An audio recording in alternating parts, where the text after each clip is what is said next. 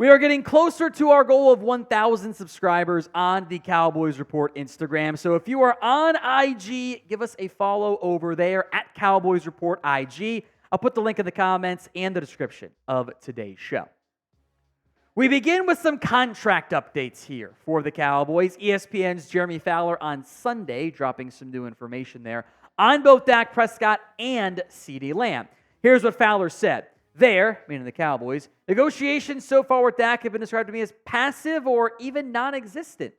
There really hasn't been anything going on, so their actions are saying that maybe they have to sit on his $61 million cap hit this year, then figure it out later, then they'll do that. By the way, it's not $61 million. He's just using the wrong number. I don't know. But it's not. He continued saying they've been fiscally responsible, not really spending any money, so they know they have to address this at some point in the offseason. So to recap, nothing new. Nothing new on that front. We have known there have not been very many contract talks at all between Dak and Lamb, or Dak and the Cowboys, Lamb and the Cowboys, Mike and the Cowboys. More, by the way, on CeeDee Lamb from Jeremy Fowler. Quote, they're going to pay somebody eventually. My sense is they need to figure out the Prescott situation first before they can get to Lamb. The market is pretty well set now at wide receiver. If true, this is stupid. Waiting to pay a player who you want to pay, who you have plans to pay, is a bad process. We have seen this time and time and time again when it comes to the Cowboys organization. They drag their feet. They take sometimes years to get a deal done. They did it with Tank Lawrence, did it with Dak Prescott the first time around. The cost only goes up. The Cowboys have made the public comment before. They don't want to be the one to set the market. And what ends up happening is agents know they will eventually get a really good offer later on. And they don't tend to take the earlier offers because they know they can wait. The Cowboys display this big, tough, display of power and then cave. So agents know that they just got to wait that process out. And remember, Jerry has said they are the ones waiting. It's on him and the Cowboys. If you don't like the pace of it, which I don't, they're the ones where they want to see more leaves fall. And multiple leaves have fallen, and you could have made CeeDee Lamb the highest paid receiver in NFL history the day after the NFL season ended as soon as he was eligible, which you could have done it last year, by the way, even, and he already would have been a barely top 3 highest paid wide receiver. Already would have dropped, and he probably wouldn't have been top five within a calendar year. Instead, they're waiting and costing themselves more money and their precious pie in the short term. Got some more thoughts here on Lamb, what the market might look like. But first, who gets paid first? 4 for Dak Prescott, 88 for CeeDee Lamb. It's the pinned comment on today's video. The ad comes, ignore it. Take advantage instead, go vote 4 or 88. I would work harder to get the CeeDee Lamb deal done first. Because at this point, there should be no doubts there. I get if you have doubts about Dak and that situation there. I have yet to see very many people who go, yeah, we like Lamb, but we're not sure he's a legitimate number 1 wide receiver.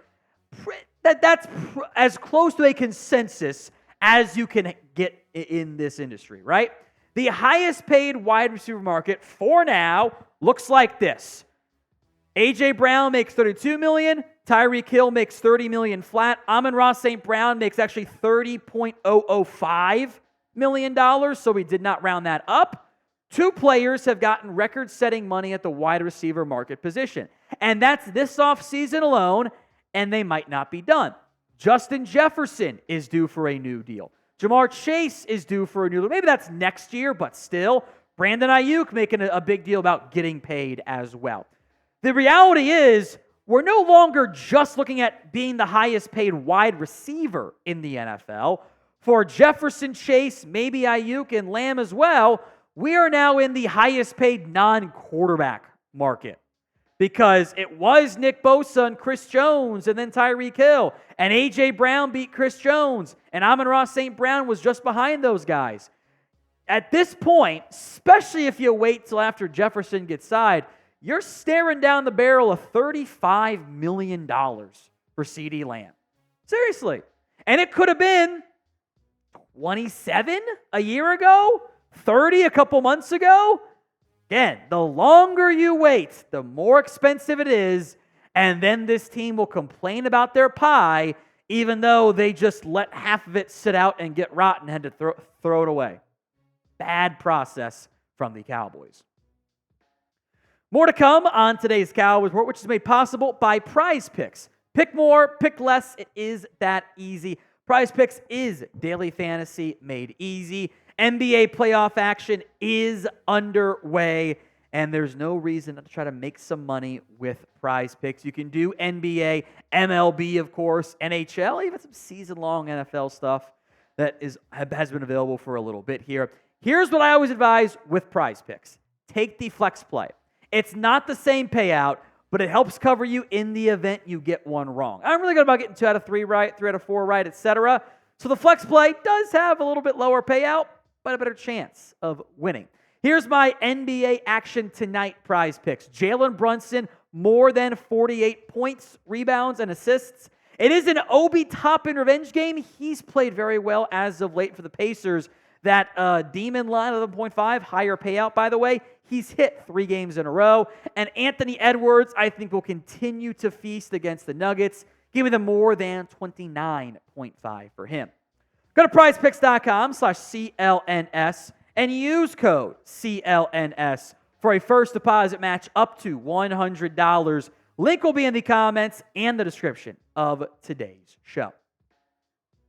Let's talk trade rumors here on the Cowboys Report. Najee Harris now getting linked to the Cowboys in various trade rumors and ideas and theories. The one that several of you guys tagged me in, thank you, was from this guy, John Frisella, however you pronounce the SC there, for an Italian guy. He is a fake NFL insider who had claimed, per my like Pittsburgh source. See, by the way, every time he has a claim, it's local source every time. Okay, buddy. Says the most likely landing spot for a Najee Harris trade is the Dallas Cowboys. The Steelers did decline Najee Harris's 5th-year option, which does put correct uncertainty around his long-term future in Pittsburgh. But John is not a credible source here. This is the same guy that said Brandin had demanded a trade. His agent said, no, I didn't. And John still clings to him being right and the agent was lying, which doesn't really make any sense there because that information always ends up getting out, by the way. Now claims that Joe Burrow's surgery was to make sure the bone grows, which he had ligament surgery, so he's not credible. He's just not it's just not true. But I do want to explore the idea because many of you brought it up as well as a possible option. Fans had a trade idea. The Cowboys get Najee Harris, a 1-year rental of Najee Harris, mind you, and the Steelers get a 2025 4th-round pick. Now, in theory, that's a later 4th-round pick. But would you do this trade? Would you say, yeah, I'm going to send my future for a year of Najee Harris? Y for yes, N for no. Go ahead and sound off for me in the comments section of today's video. I would not. To me, this is a pretty good overpay. And by good, I mean like in terms of how much, not like it's a good thing to overpay. I'm not interested in doing that. That's too much for me. Harris has been a 1,000-yard rusher every single year of his NFL career, and that does have some value. It's also been on an immensely high workload. He has been 250 carries every year, and he gets you about 4 yards per carry. Would he be the best running back on your roster? Absolutely. Does that mean you should flip a 4th-round pick for 1 year of Najee Harris? No. Could have flipped a 4th-round pick for a younger guy with more team control. I think Harris was limited by the Steelers' offensive line and the scheme and everything right there. I also don't think he's that available because Pittsburgh does like Jaylen Warren, and then it's Cordero Patterson. Like, they don't have another running back. Patterson's going to be more of a return man for them at this stage in his NFL career. They don't have a back. They don't have that number 2 back on the roster. It's DeJuan Edwards, the UDFA, and Cowboys legend Aaron Shamplin. Like, they don't have the ability to flip Najee Harris at the moment. So they might do it for a 4th. I think that's an overpay. I don't think they want to trade Harris, and I don't think Dallas wants to give up anything more than a 5th-round pick, at least for now. We are past the 188,000 subscriber mark. Thank you guys so much. Now we're inside of 12K away from 200K. I want to get there before week 1 of the NFL season. Hit that sub button in exchange for more free Cowboys videos. Here we go again. The Bleacher Report really wants the Cowboys to trade Brandin Cooks away. They continue to put Cooks in all the different trade for a wide receiver. How about Brandin Cooks ideas? I will give them a little bit of credit here. It's a good offer. It's, again, the Steelers, a 2025 third-round pick for Brandin Cooks, a lot more than what you gave up to get him, and what you got for Amari Cooper, by the way. So would you do this trade? I've got my thoughts on it here in a minute. T for trade, P for pass. Would you do that trade for Brandin Cooks? Now, that's a pretty quality trade offer. I was fully expecting more of let's give him a 6th-round pick, which I was never going to do. It is a quality trade offer. Here's my question, and this kind of determines the answer. What are the Cowboys trying to do? If you are rebuilding, if you don't want to care that much about winning games right now, you do that trade.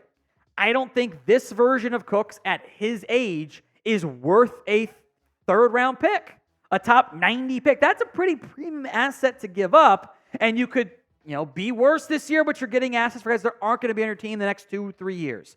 That is what a smart rebuilding team does, because Cooks' numbers have not been the same impact that they were. Now, I think he was a couple plays away from me, about 800 yards. Was not that far off. And he's still your second best wide receiver by a pretty big margin. So if you want to win, even as good as that trade offer is, it's hard to trade Brandin Cooks. Because if I want to win games now, I can't trot out Jalen Tolbert and Jalen Brooks or Kevontae Turpin as my other top 3 wide receivers alongside CeeDee Lamb. I don't have the speed. I don't have even the short areas. I kind of need Cooks out there as my wide receiver too. Otherwise, we're getting real close to remember that rebuilding year? Not rebuilding year, the receiver by committee year? You got Lamb, which is better, and then not much else behind him. That's what would worry me, because if Lamb goes down, knock on wood, even with Cooks, this team is bad. Or this team is poor wide receiver. Without him, it becomes the worst wide receiving core in the entire NFL.